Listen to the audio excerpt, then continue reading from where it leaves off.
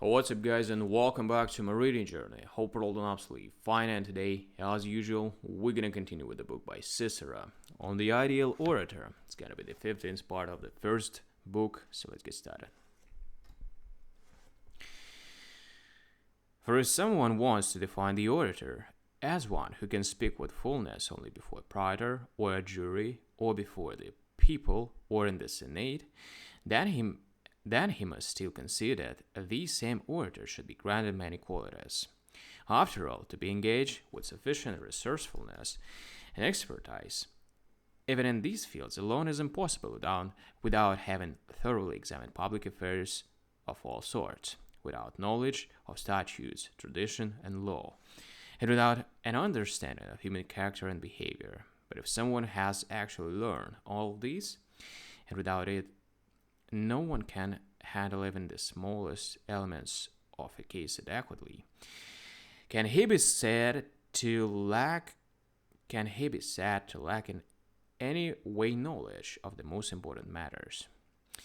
If, however, you want to restrict the task of the orator to speaking in a well-ordered, distinguished, and abundant fashion, how could he achieve even these without the knowledge that you and all those others refuse to grant him?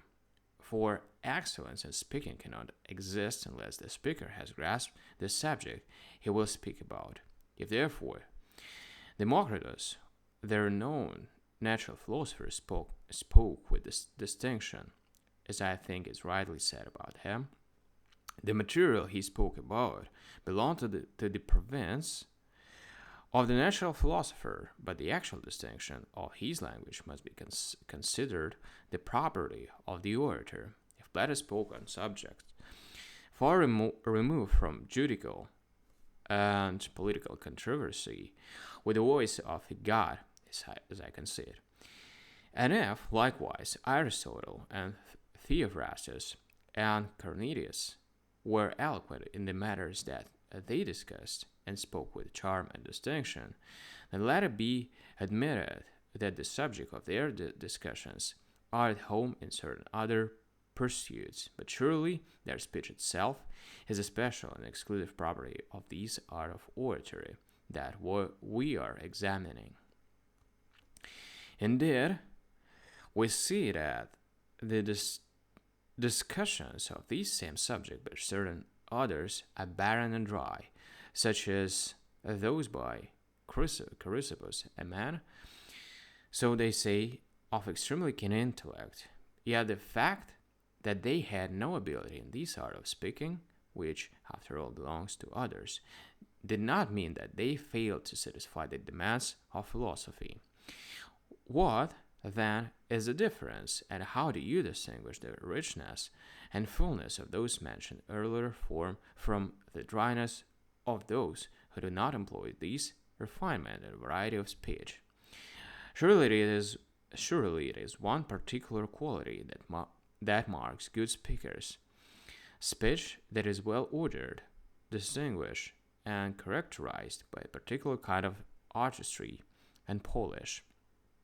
And unless the orator has fully grasped the underlying subject matter, such speech is utterly impossible, or at best everyone will make fun of it. What can be more insane than the hollow sound of even the best and most distinguished words if they are not based upon thought and knowledge? Thus, whatever the theme may be, from whatever art or from whatever area, when the orator has learned about it, just as he learns about the case from his client, he will address the subject better and with greater distinction than even the expert who invented it can. Alright, guys, we're done with this part, and we're gonna continue tomorrow as usual on the next one. So, thank you. See you. Bye.